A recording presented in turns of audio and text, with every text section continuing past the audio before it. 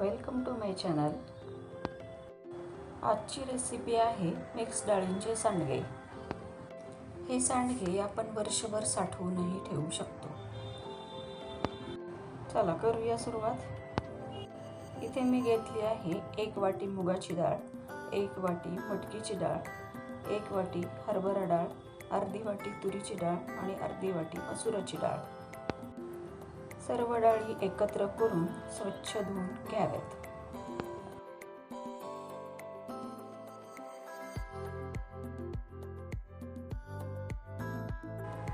एक 4-5 तासासाठी ह्या डाळी भिजवून ठेवाव्यात किंवा रात्रभरही भिजवून ठेवलं तरी चालेल। ह्या सर्व डाळी व्यवस्थित भिजलेल्या आहेत। ह्या भिजलेल्या डाळी चाळणीमध्ये ओतून ठेवाव्यात, म्हणजे यातील सर्व पाणी निघून जाईल।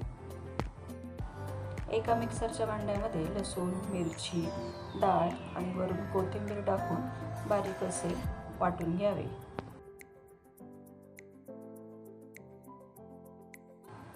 डाळीची खूप पेस्ट नाही करायची, थोडीशी जाडसर अशी वाटून घ्यायची।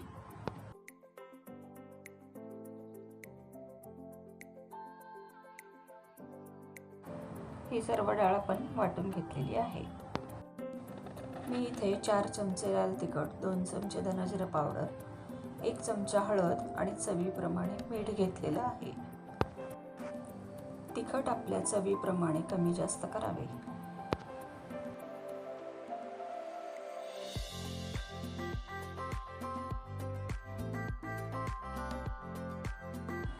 सांडग्यांचं पीठ तयार आहे। आपण हे सांडगे डायरेक्ट उन्हामध्ये पण करू शकता,